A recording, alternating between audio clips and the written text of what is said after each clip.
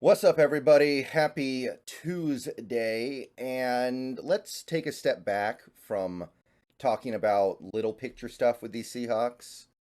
We're not even going to talk about like medium picture stuff or not even really big picture stuff. This is like the massive stuff. This is like on a scale of decades kind of stuff with these Seahawks that I want to talk about in this video. Like we spend time discussing, oh, this player is injured, that player is injured. We should sign this player, extend that player, cut that player, hire that coach, fire that coach.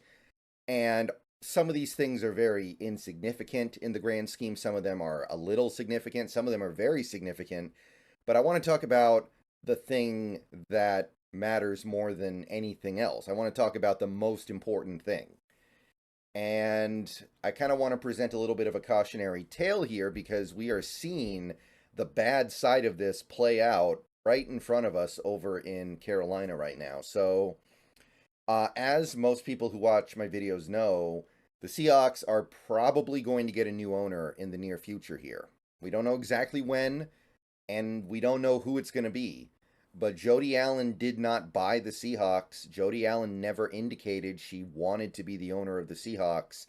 And there is every reason to believe that she's going to look to sell the team when she thinks that the money she can make out of that sale is sufficient for it to be worth selling. So we are probably going to get a new owner in the next couple of years here. There are some reasons why they can't sell until next year. They're not necessarily going to sell immediately, but Jody obviously also has that owning interest in the Blazers, and everybody expects her to sell the Blazers. And if she sells the Blazers, the Seahawks are probably right behind.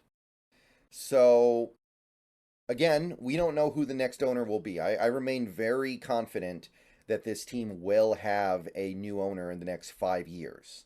I think that sometime in the next 5 years, we're going to have somebody. And people throw out some names. Some names are very realistic, some names not so much.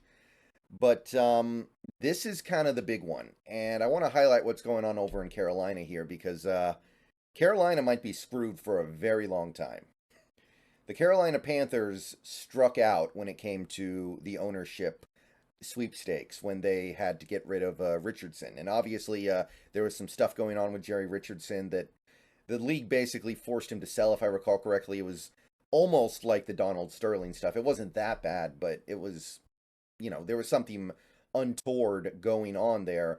And David Tepper uh, picked them up, and they're done. Not to say they can never be good, not to say that they're always just going to suck, not to say that they can't find their way to a fluky good run or good season, but oh boy. So, yesterday we got some big news. The Carolina Panthers fired their head coach, Frank Reich, and they're going to appoint their special teams coordinator as the interim head coach for the rest of the season. And presumably in the offseason, they're going to be looking for another new head coach. Now, obviously, in Seahawks land right now, me and a lot of other people, we're trying to get our coach fired because we're tired of him because he's been here for almost a decade and a half and he hasn't produced any big results in a while. And we feel like our team is too slow to move off from one coach to the other. But this is the opposite. This is the opposite. This is the other extreme, which is no better. This is, I want to go through head coaches like I go through packs of gum. This is, I don't like what's going on right now, so I'm going to make a very quick, emotional decision on a guy who I just hired. Frank Reich got, what 11 games? What was it, 11 or 12 games? And he's taking over a bad team. And that's really what I want to highlight here. Go to the Panthers team page. They have not made the playoffs or had a winning record since David Tepper bought the team. This is a team that, since their last playoff appearance, has gone 7 wins, 5 wins, 5 wins, 5 wins, 7 wins. Now, granted, this year so far, they're worse than ever. They have 1 win. They're going to be lucky if they get a couple more, and it still would be the worst season they've had in a long time since they got the Cam Newton pick. Admittedly, this is a low point, but this has been a bad team for a while now, and everybody knows it. I know that last year they had a little bit of a late season surge, and maybe that convinced people that, hey, this is a team on the rise, but it's not going to be a team on the rise when you trade a bunch of your assets to get up to the number one overall pick and take a rookie quarterback who you know is not going to just swing in there on a vine and save everything and fix everything and make you a great team all of a sudden. So yeah, that there was no reasonable expectation of the Panthers being any good this year with the additions that they made and the subtractions that they made. So to hold Frank Reich accountable for 11 bad games when he just got there, taking over a team that's been bad for this long is, I think, the kind of definition of an owner who is overreacting and making an emotional decision because he didn't get what he wanted right now. So this is where the ownership stuff can go bad. You get a bad owner. And this is just the tip of the iceberg, right? Because as we all know by now, David Tepper is the main reason why the Panthers selected Bryce Young.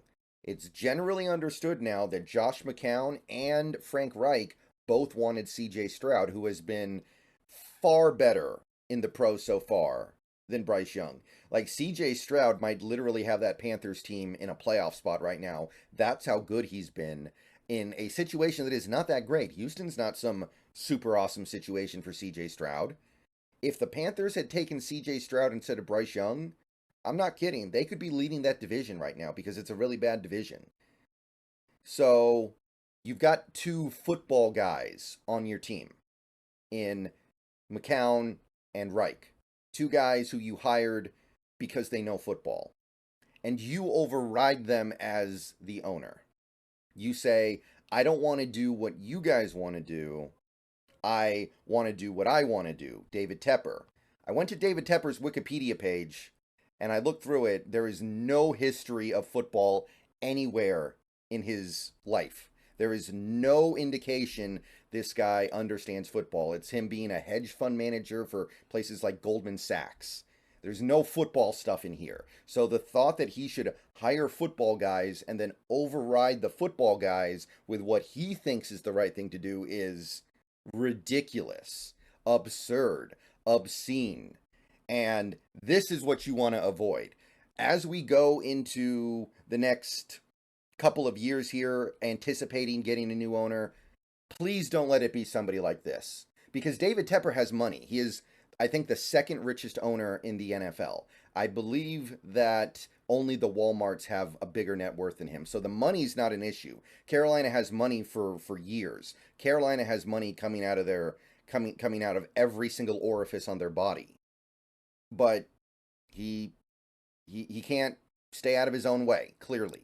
Two really, really bad mistakes to start his Carolina Panthers tenure. And I know he's been the owner for a few years, but these are like the two first big decisions he's really made. I mean, if you want to go back a little bit, he hired Matt Rule, and he was a terrible head coach.